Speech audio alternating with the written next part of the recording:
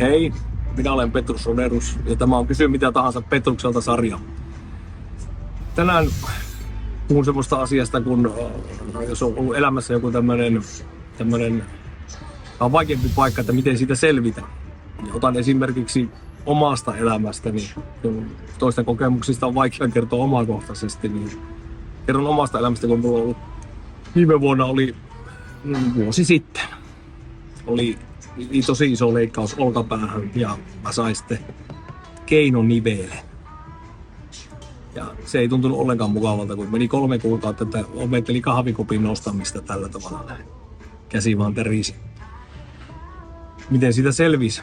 Ja ylipäätään, kun se vaikuttaa myös laulamiseen, hyvin paljon tämä lihaksisto täällä. Mulle se oli ehkä kaikkein vaikeinta oli se, että mä en pystynyt urheilemaan niin kovasti mitään ennen, mutta tietenkin mulla oli pakko mennä siihen leikkaukseen, koska se kipu oli ihan sietämätöntä lopussa. Mutta tämmönen selviäminen jostakin tuommoisesta, joka on niin kokonaisvaltaista, niin suurella osalla ihmisistä on kuitenkin joku, jos ei nyt sairaus, mutta joku semmoinen, joka haittaa elämää, niin lähinnä puhun yleisellä tasolla siitä, että miten sitä selvitään, niin hirveän suuri asia ylipäätään tämmöisistä raskaista asioista selviämisessä on ystäväpiiri. Ja sitten sellaiset ihmiset, jotka semmoinen vertaistuki. Mäkin voin sanoa, että mä tutustun ihmisiin, joilla on ollut tämmöisiä operaatioita aikaisemmin. Se oli tosi mielenkiintoista. Koska tietenkin en ole enää mikään nuori, mutta en ole kuitenkaan niin vanha, että minun pitäisi urheilu jättää kokonaan. Mulle urheilu on ollut aina hirveän tärkeä, ja varsinkin tuommoinen voimailu. Niin mä oon tietenkin kiinnostunut, että mitä mä pystyn treenaamaan. Koska se on semmoinen vastapaino tuolle taiteelle, joka tulkitaan, yleensä taiteen tekeminen tulkitaan semmoiseksi pehmeämmäksi, mitä se ei ole. Se on väärä käsitys pehmeydestä minun mielestä. Niin ajateltiin, että no ei sitä ei sillä ole mitään tekemistä laulamisen kanssa, mutta ainakin mä uskon vahvasti siihen, että ihmisen fyysinen kunto heijastaa hänen sisintään, että jos ihminen elää terveellisesti ja urheilee, niin se kertoo jotakin siitä, mitä on sisällä, ja se on hirveän tärkeä asia.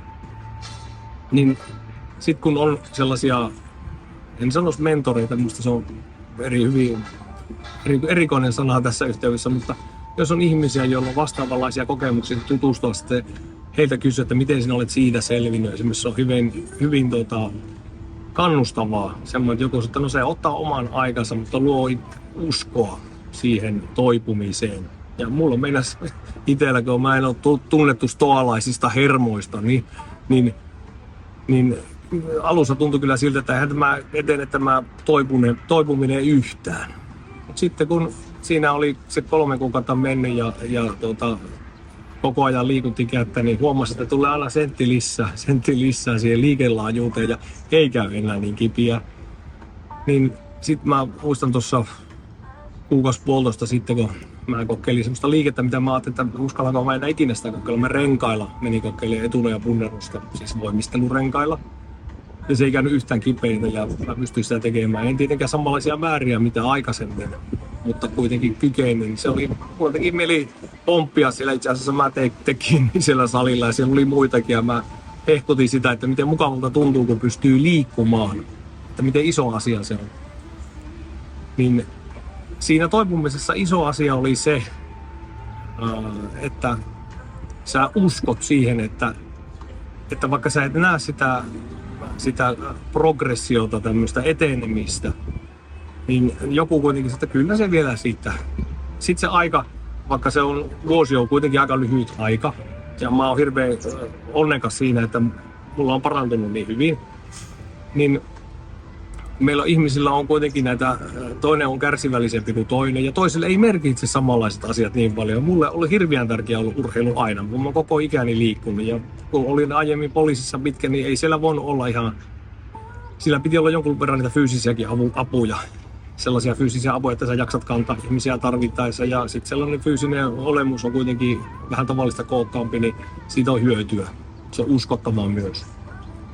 Niin se, että joku muistuttaa, että kyllä se vielä palautuu ja siitä tulee hyvää, niin se on hirveän tärkeää. Ja mä haluan silleen kannustaa kaikkia ihmisiä, että oli mikä tahansa tämmöinen koettelemus, niin ystävät on hirveän tärkeitä siinä ja ihmiset, jotka sanoo tämmöisiä positiivisia juttuja, että kyllä sä jaksat ja muuta. Se on valtavan iso merkitys sillä, koska silloin kun ihmisellä on joku äärimmäinen stressi tai koska se voi olla ihan mitä vaan, se on niin henkilökohtainen asia, niin sä et näe mitään muuta kuin sen sinun oman huonon olon, oman kykenemättömyyden johonkin asiaan, mikä on sulle tärkeä.